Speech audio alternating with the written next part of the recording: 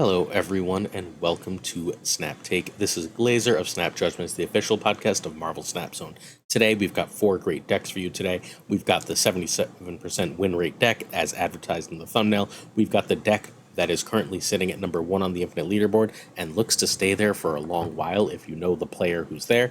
Then we've got a great Gwenpool build and a at least interesting and thus far successful Hydra Bob build. We also have a bunch of the reviews for both of those new cards from some of the best players in Marvel Snap, including some names you're guaranteed to know. Before we get started, though, please hit that sub button. We'd really appreciate the support. We bring you 7 days a week of Marvel Snap content, the very best decks in the game before the meta knows about them. If you want to be on the cutting edge of meta decks, this is the place to be. In addition, we do the biggest giveaways in all of Marvel Snap. At some point in this video, and I'll just tell you, it's during the Hydra Bob section, I'm going to ask you to leave a comment, a very specific comment answering a question. As long as you're subbed and you like this video, you are entered to win a giveaway every single video this week, which means today will be the second to last day, the penultimate day. Tomorrow will be the last day. And Monday, Tuesday, and Wednesday, each day's video has carried a season pass. So please make sure to go back. You still have until Sunday's video to potentially win that season pass. Make sure you're going through leaving comments as requested if you still need that season pass. Our first deck is Super Tech Gods, 77% Infinity, and I think this is super duper cool. It's almost like a negativeless negative deck. Things I really like Noki, the Loki-less Loki decks, the negativeless negative decks I think are super cool. This is one version thereof. It does all the cool, powerful things negative does, but it's not a deck that falls apart if you don't see a key card or a couple of key cards, which I think makes it even more powerful. Although, hey, seriously, if you wanted to take this deck and say, Red Guardian is now Mr. Negative, you'll be fine. That list will work completely fine for you. All right, you can find our friend Super Tech God at twitch.tv/SuperTechGod. More about tech later. Red Guardian here can be Rogue or, as mentioned, Mr. Negative. Ravonna and Sage are needed, though. Sage is one of your key cards to copy with Taskmaster, and Sage on Wong is just too big. Plus, you already have the main Sage replacement of Wolfsbane in the deck.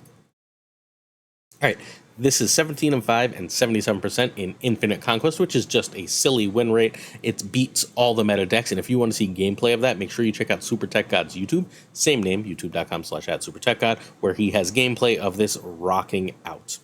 So turn 1, you pass. Turn 2, Ravonna. Turn 2, Magic or Ravonna, and you're fine Red Guarding off a threat. Turn 4, you would really like to play Wong, but you're fine playing Iron Man. If you don't have a play by turn 4, though, you should probably just head out.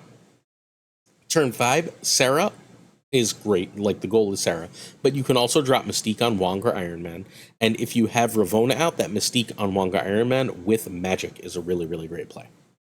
At that point, you can still Sarah the next turn. I said Ultron, excuse me. Onslaughts on Iron Man, Sarah, or Wong, any of them are fine. If not, Sage and Wolfsbane with Taskmaster or Surfer is the goal. Like, if you don't have a 7th turn, you want to go Sage, Wolfsbane on that, ideally, Wong plus Mystique, and that card gets stupidly big. You cap that with Taskmaster, you win the game. You can also just make that card big, and then you can drop Surfer and steal an extra lane that way, especially if you've got a Mystique copying, for example, a Silver, an Iron Man. Giving that the bump on top of other cards is just a lot of power. All right, turn 7, Sage, Wolfsbane, and Tasker Surfer, and sometimes you can drop Onslaught there as well. Just dropping Onslaught on an Iron Man is just a 28 power lane. It's often completely impossible to beat, and at that point, your Sage, Wolfsbane, Surfer nonsense should be able to steal you another lane. This list is very, very powerful and so much more consistent than it looks. Again, feel free to try it with Mr. Negative or Rogue if you lack Red Guardian, but I don't think you'll be sad for trying this very powerful, very interesting, very cool list. The Arishem meta, I keep being told by top players, the Arishem meta, Mulwin's favorite thing is it is now Solitaire. But I keep hearing that it's a combo deck meta, just not necessarily Tribunal Tribunal combo. So other combo decks are sort of going off right now, just sort of quietly under the radar. They're able to leverage the fact that Arishem decks are running only really Shang-Chi as tech, or Shang-Chi and Rogue as tech. And if you play wisely, those are easy to play around, and they don't see those a lot of games. And when they do, they're snapping on you, so just run on those snaps, and you should be able to absolutely dominate games. If you'd like to see gameplay for the following decks, including this one, check out the stream team. And today is Thursday. It is Parry Manilow's first night as a member of the stream team. Check him out at twitch.tv/Parry Manilow at 6 p.m. Eastern. He'll be streaming for a couple hours. He's going to try out these decks and tomorrow morning make a YouTube video about either one of them or the whole group of them. So make sure you check it out. Hey, since it's his first time streaming for us, let's give a season pass to his chat. So if you'd like to win a season pass, make sure you check that stream out. Cool? Tomorrow will be Tuccrr, and if you'd like to check out yesterday's decks, GamingwithFlashX should have a YouTube video about them out any minute now. Next up, we have the number one deck. It is Crazy M Snap. Crazy is number one with this Arishem list, and if history shows us anything, it's that when Crazy finds a deck he likes and hits number one with it, he's really, really hard to dislodge. Crazy was number one in both the March and April seasons. I just actually went and figured out every single number one player and what deck they played, going back to going from straight from September to current season.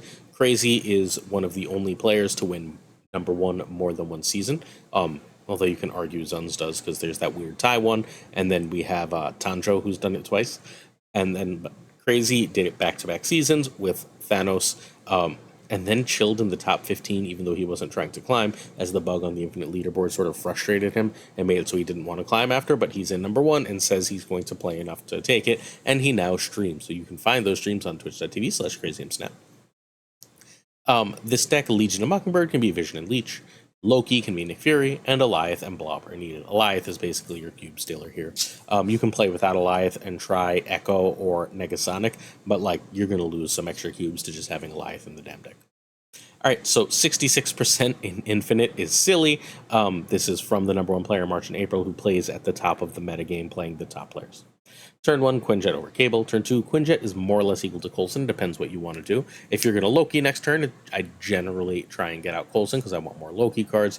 If you've drawn none of your own cards, but you have cards that you can play, if you get Quinjet out ahead of curve, you Quinjet, etc. You just have to decide. And those cards are generally better than Cable. The only time I'll consider cabling over them is if the opponent is clearly showing combo deck and I can disrupt it, or at least potentially disrupt it. Turn 3, Loki or Mockingbird is better than Super Skrull, is more or less equal to a 2. Super Skrull is your other answer to decks like that first one we saw. If you have your own doubled Iron Man on Super Skrull, for example, that's an awful lot of power, and then you can always do a turn 2 play. Turn 4 is Dr. Octopus or Legion. Legion if you can scam. If not, Dr. Octopus gets rid of a lot of potential opponent answers. Dr. Octopus is really, really strong on these lists. You've got Shang, so you can still even win that lane. You can also still Loki on turn 4. Turn 5, again, another Doc Ock turn, another Legion turn. Feel free to blob, especially if you have Alioth. If you do have Alioth and you can blob and take priority, remember taking priority is an important part of this, you can drop Alioth in that blob lane. You can also still blob or Shang-Chi. All good. This deck is very strong, very consistent, and wins an absolute ton. Arishem is one of the top decks in the meta, and if Crazy is playing it, whenever Crazy has fallen in love with the deck, he was near the top of the Infinite Leaderboard in January, February, and then he was first in March and April. This is one of the best players with a deck he loves. Expect to be seeing a lot of this one. Hey, if you're in the New York area on July 12th at 6 p.m. Eastern, we are hosting a tournament at Brookland. Brookland is a LAN bar in Brooklyn, New York. Try and come out and see us. It'll be streaming. We'll get you more information about that. It's hosted by Power on Super Tech God, and of course myself, Snap Judgments. I'll be there. If you want to meet me, that's the place. Come through. We'll have a drink and hang out. All right, top players' thoughts on Hydra Bob. Hydra Bob is a 1/4. His ability is he moves basically after each turn that snaps, and so we're going to start with the only real positive. Oh, I actually wrote Comey's comment in the worst place. Sorry, Comey's comment is actually about Gwenpool. Everyone else's comment is here. Ava says, not good, but pretty good. So not like a really good card, but like not terrible. It's a good playable card, according to Ava. Ava is the only positive person about it. And since Ava is the only positive person about it, the deck we're going to feature for Hydra Bob next is going to be an Avazord list. Dachio says the most joking Series 5 card ever. Which is notable, right? Because Batman 99 2 down says this is Martyr 2.0.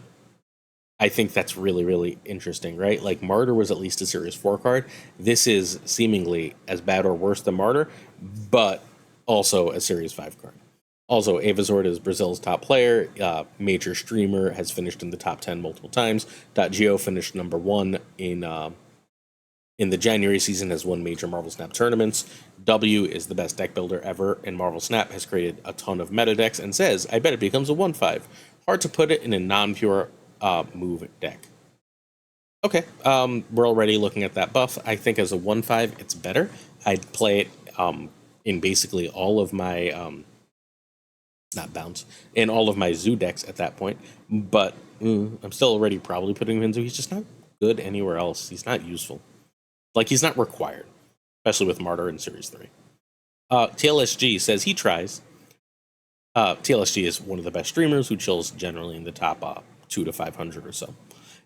He tries. Snap mechanic interaction is cool, but too little upside and agency outside of zoo. Yeah, the agency is really important. That he moves kind of wherever he wants when the snap happens is very frustrating. If there was a snap and then he became Nightcrawler, I'd be all about this. But without that, no thank you. But the winner of Snap Judgments League Season 1 just says, meme. Jimmy Dickens says, I haven't seen it once, and I've played plenty of games. That tells us everything we need to know. Dubos finished top 15 last year. Phenomenal deck builder, says the worst card of the last few months.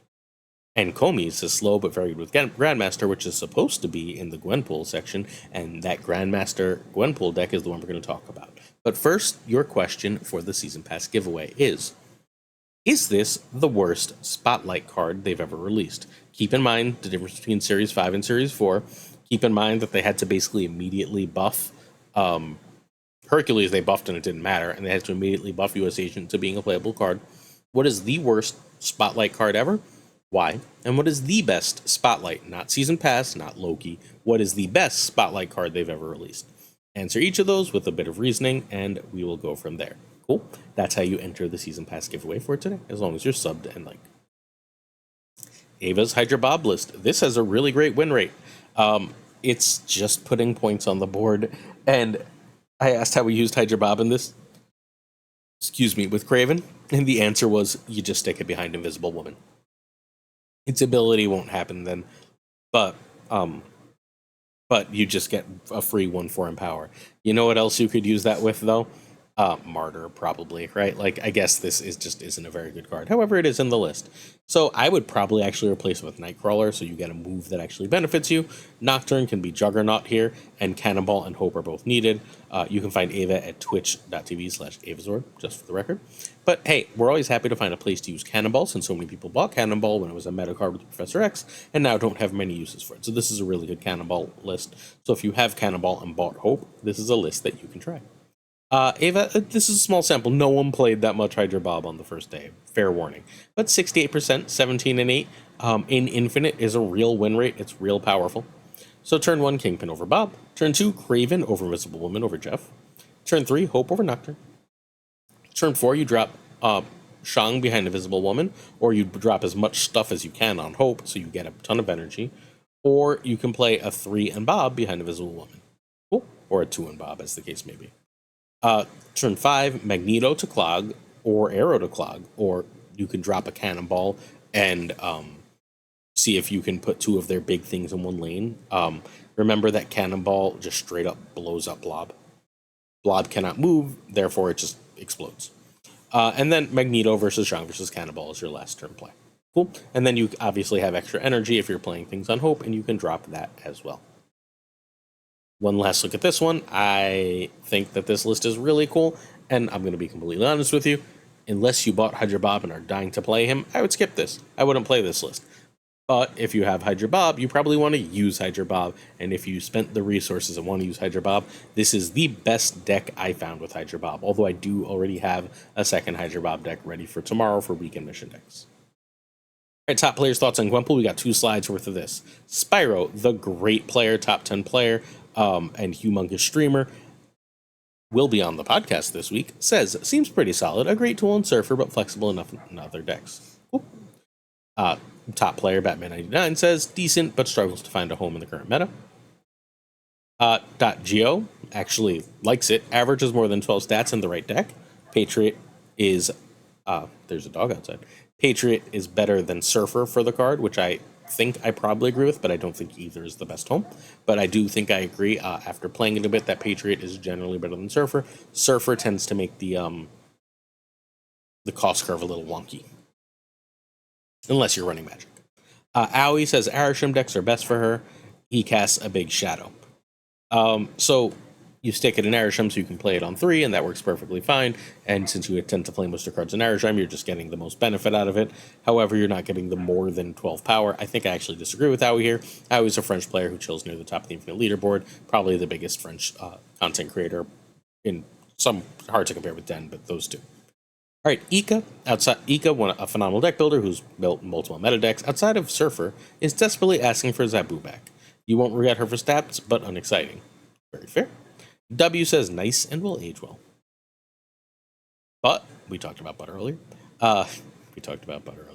Really solid, but no one will care because Arishem exists, but agrees with Aoi. I don't think I agree here, but fair. Again, I think that this is a part is sort of being slept on with how many different ways you can amplify these stats. Jimmy Dickens says solid, enables fun stuff with tokens and Surfer, will generally go in Surfer and Patriot, but may find a mid-range home. That's where I think I am. I think the person I most agree with is another top 100 Infinite player who was second in the last Snap Judgment League, third in the last Snap Judgment League, Jimmy Dickens. I think that's basically my take. Dubos says good but mid, would be wild with old Zabu. Dubos top 15 player, built multiple recent meta decks. FAK Soul Intent, leader of Team FAK, says stronger than expected in Surfer. And TLSG says solid, not a meta breaker, multiple good builds. Great. At this point, it's supposed to be Comey saying it's really good with Grandmaster. Which, hey, spoiler, it's really good with Grandmaster. I am strongly debating letting this be the deck I hit Infinite with. I hit Infinite every season since my second. The Black Panther season was my first one. I'm already 95. I'm going to hit Infinite. I just don't like this hot location, so I'm avoiding it. So, this might, I just decide kind of what I want to hit Infinite with. At this point, I can usually do it with almost anything I want to. Although I still have a massive amount of fun with the old Noki list I hit Infinite with last season. That's like 2 seasons old at this point. Whatever. Comey's has this bounce pool list. I played this on ladder like once and won, and then I decided, actual order. As I was about to press record, Gregor2424, phenomenal player, member of the stream team, you need to check him out, messaged me and was like, hey, are you ready for your Snap Judgment League game? I'm like, yeah, sure, I can play you. I totally forgot I was going to record, but sure, I can play you. I've got this deck that I just put in Marvel Snap that I was about to test, and let's play. So I played, and I played against the meta-negative list, and I won. Gwenpool is an insane amount of stats in this with Grandmaster. Gwenpool on 4 changes the way this deck plays completely, and it makes it extraordinarily powerful. That's all there is to it. This can be weak to Shang, but like you can also play around Shang relatively easily. When their Shang plays for -1 with US Asian, it's pretty damn good. Gwenpool is a house in this list, so I win the game. I think I lost 2 and then I retreated once, so it was 7-0. And then I took it on ladder for a game, and I didn't see the hot location I won, and I was like, good enough for the day. This list is super good. Gregor was like, you've never played that before? I was like, yeah, my soul knows how to play bounce lists. Also, I do a turn-by-turn for decks every day, so I'm generally pretty good at pick up and play. But this list is great. Sorry about the long preamble. You can find Comey's on twitter.com/Comey's, _01. If you don't know who Comey's is, he's the current Marvel Snap World Champion. There was a series of tournaments from 3 different outlets where anyone who reached the top of those tournaments made it to a big invitational tournament for big cash prizes. Comey's won that. So he's the current world champion as far as I'm concerned, as far as most of the community is concerned. He doesn't play as competitively anymore, as much anymore. The whole Italian meta has really fallen off the game, but he is a phenomenal player. Sage, Grandmaster, Monkey, and Gwenpool are required. I know that makes this expensive, sorry. US Agent can be Shadow King. I know that feels weird, but it totally can be. Nico can just be Falcon, although that is actually harder to pull off than it seems like. Alright, so, excuse me if this is the wrong subtitle. Ignore it. This should say Comey's is the world champion. I'm telling you, when you get messaged for a game right as you're doing your final edits, things slip through, my friends. Turn 1, Kitty is better than Nico, or Nico or Hood if you have the right spell. So you want to play Nico if you've got the Destroy to draw 2, and you can, I will happily blow up a, sometimes I'll blow up a kitty depending on if I have Angela Bishop, but I will almost always blow up a Hood or a Beast that way. Turn 2, Angela is better than 2 1s, is better than the US Agent. You're just trying to get Angela to like a 6 to 8 power card. You're perfectly happy with a 6-8. Turn 3 is Bishop, or you can Sage if you know you're going to Beast. If you don't have Gwenpool and you know you're going to Beast on 4 or Beast on 5, you can drop Sage. Sage tends to be a turn 5 play, though. Yeah, okay, that's fairly simple, right? Bishop or Sage, generally better than your turn 2 plays. Again, you don't want to Sage unless you're guaranteed to Beast it, though. Turn 4, Gwenpool or Sage and a 1. It's nice and simple. Gwenpool is your goal here. Sage and a 1 is a lane that seems to be heavily contested, and that one like almost has to be kitty because you want to make sure that you still have space in that lane. It's also really great for lanes that close early, like your lane closes on the kiln, or your can't play her on turn 6. Turn 5, you Grandmaster on Gwenpool. Sometimes you Grandmaster on Sage and just say, okay, that lane is done. That middle lane is done with my like 15, 16 power Sage at least. You Grandmaster Gwenpool or Sage, and you Beast. Cool. And then turn 6, all the stuff in Hitmonkey. Anything you can with Hitmonkey. If you Beasted, you've got at least a couple ones, hopefully, with Hitmonkey and Mysterio. And Mysterio, remember, is just an absolute house, especially if it gets hit by Grandmaster Gwenpool or just regular Gwenpool. And then the monkey is just a million power. It's great. Don't feel if you don't hit the Mysterio with all that nonsense, feel free to just go Hood Kitty with monkey, and you'll be totally fine. So I don't know if you can tell, but I really love this list. I think this is fantastic. The Italians sure do know bounce. Yeah, if you might know, I hit infinite. I got an infinity border at the 70% win rate last season with .Geo's Wolf bounce list, and now we've got the Comey's bounce pool, which likewise completely freaking dominated for me. Questions of the day, and we're done. Questions of the day are probably going to be long. Sorry. All right, so Unibot asks what UI and prompts we could use, like less clicks.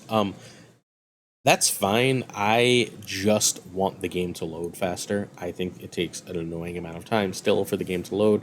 I want the game to fundamentally, fairly instantaneously load, and I'd be happy. I tend not to think about or notice UI as much as many others do.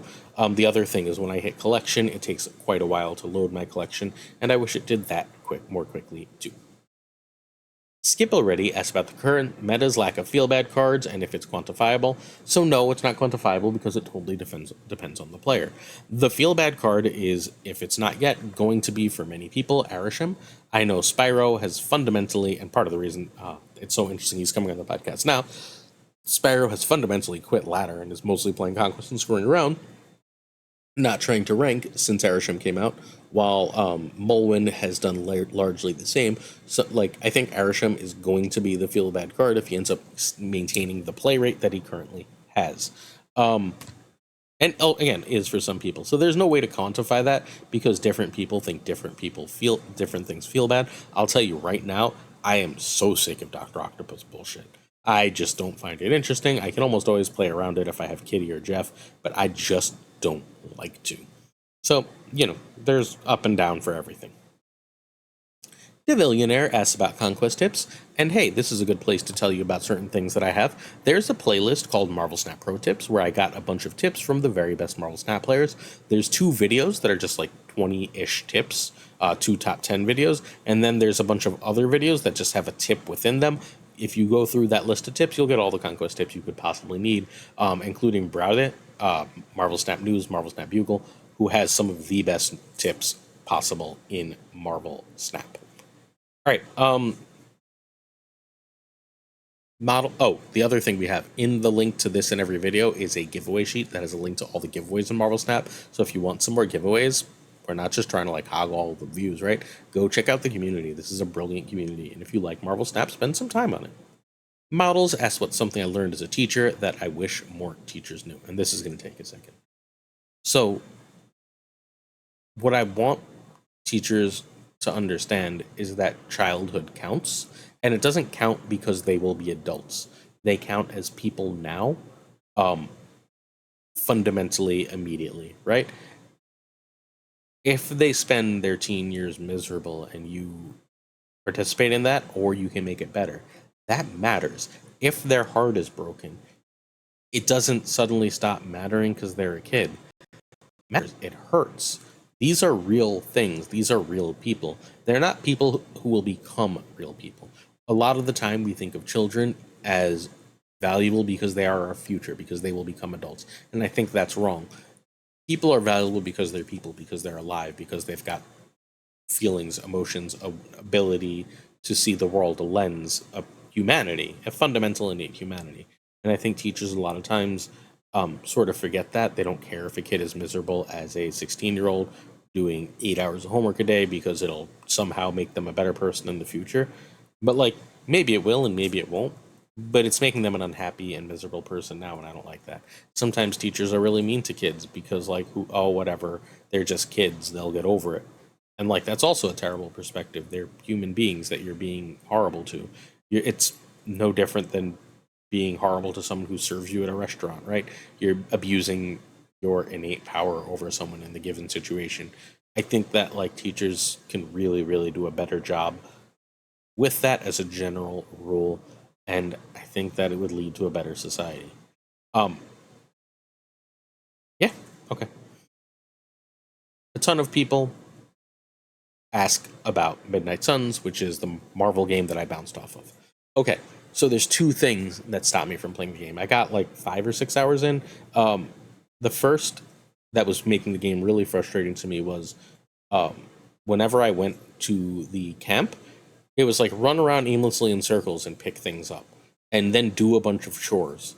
And I don't want my game to give me chores, like where you have to, like, you go fight a battle, and then, like, it's a gameplay loop. I recognize every game has gameplay loops, but it's like a gameplay loop. Go fight a battle, and then come back to camp, do a bunch of chores, and then wander aimlessly around the grounds to pick up random things.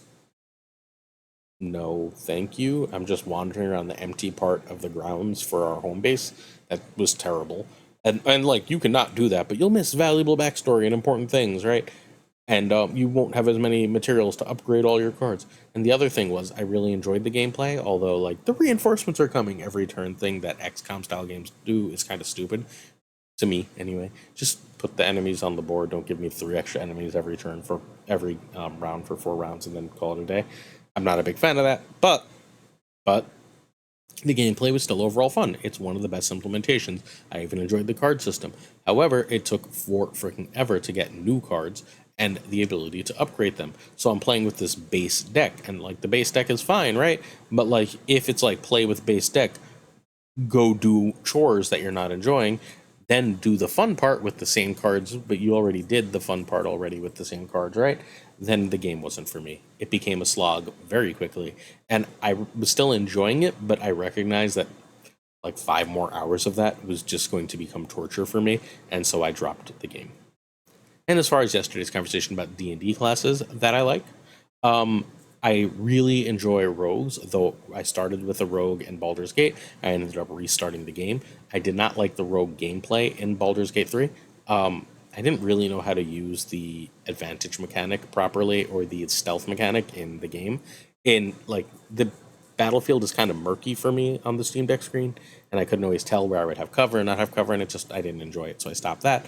But I love playing a rogue. It's very fun. It's like I play a Robin Hood style rogue. I enjoy fighting with a ranger, whether dual wielding or bow and arrow. I think bow and arrows are very cool. I don't know why, I always do, but I'm terrible with them in real life. But I think bow and arrows are super cool. I enjoy the fighting of a rogue, but not the gameplay or role playing of a ranger, but not the role playing of a ranger. I enjoy role playing a paladin very well. It's I don't want to say close to my personality, a little too religious, but like, it very often can be. But I don't enjoy the battling of paladins. I don't love the defender stuff. I don't love that type of class. And then the last 2 I really like are Bard and Warlock. Bard I'm not great with, but I have a great time with. And Warlock I'm both good with and have a really good time with. And so I went with Warlock as my restart of Baldur's Gate 3. I enjoy high charisma stats because I like doing a bunch of social things, and I love the roles that they involve. So Bard, Warlock, and Rogue tend to be favorites, while Paladin and Ranger are just a blast for almost opposite reasons. I wish I could play multiple playthroughs of Baldur's Gate at the same time. I mean, I can, but I'm not going to have time for that. I got to do a video every day, right? But I wish I could play a Bard and a Warlock at the same time, or a Ranger and a Warlock at the same time, just to see. I'm also, strangely, in the game, curious about playing a fighter, and I don't know why. But that's where we are for Baldur's Gate as of now. Cool. More questions, tomorrow's video. You know the drill at this point. It is Patreon time at patreon.com/snapjudgments. We have a tier that gets you a thanks in every video. And someone asked me, bonus question, how many Patrons it would take for me to stop doing this at the end of every video. I don't honestly think there's a number. I think if there were, for some reason, 1,000 Patrons, and I was actually I would, cry, because that would be completely life-changing, right? We're at about 60 to 50 something now for the $10 Patrons. But, I would cry because that would be completely life-changing money. But B, I'd feel like they earned it. I'd feel like they earned the thanks at the end of every video, and I would sit there and read 1,000 names if it took that long. I don't think I could do the cute little, nicknames and stuff at that point. I'd have to just fly through, but I would try. I'd like to say thank you to Abigail Gieslin, Mandatory Burnout, hey Mandatory, Cables, Irregardless, David G. Wingfield, Direwolf, LAB, hey LAB. Shoot me a message. Let me know how you're enjoying things lately. FaThorNewman. Check him out on YouTube. Good Dog Gamer. This is the Way. Inc. I am Frostman. Hello, Frostman. Jane Everett. Doomer. Ryan. Hopefully you've managed to set up your schedule with getting these videos in advance. Tixley. Koi Ray. Pyrofros. The Goat Seeker. 10-Man Falcon. See you Friday. Whitpro Joe. Docty. King of Marvel Snap new card content, Fat Nick, Ginger Prime, hey Ginge, Philip Rakovich, hello Ratko, Haplo, Kenny Loggins of the Danger Zone, Rob Silverman, The Bizza, X-Force and Skippy G, winner of Snap Judgments League Season 1, Tommy Nyquist, the King of Bros, saw you in the chat earlier, Black Dahlia, The Great Kazoo. Oh, by the way, a lot of my viewers are hanging out in the Sizer chat because Sizer's playing the move bounce deck, and he plays it like a science, and it's super entertaining to watch. The Great Kazoo, Jessica Gamble, Ryan Wood, not Woody MJ, but R Woody, Kev Sihora, Lunacris, Archangel 3K, John Q, Louis Antonez, Models, Matsubri, Darth Tater, Remus Atala, Brian Kaufman, Tristan H. Martin, Jason B, JD McDonaldinho, a JD Mac. Thanks for trolling me earlier, my friend. The Fuzzy Dunlop, Spectrumix, Matt H, DJ Mackie Hijinks, also caught you chilling earlier. No Frickin' Flex, Ocularis, Mr. Craig Sterry, Seamus, Jonesy, Two Ties, my favorite person in the community, Lauren Whatevs, the Pirate King, Tuccrr, the Homie Min, who finally got back to me, missed you, Min, and of course, Gunny T, where the T stands for. I hope you have a safe trip next week, my friend Gunny. That's it. Oh, I guess I should announce that. As of next Wednesday, I'm going away from next Wednesday to next Monday, the 17th to the 21st, whatever the hell that is. So we will have some of our friends covering videos. I'll be doing Wednesday's video and I think Sunday's video, but we'll be having our friends cover some videos. So have no fear. You will not miss a day of Snap Take. It's been well over a year since a video hasn't happened. Let's keep it going. Peace.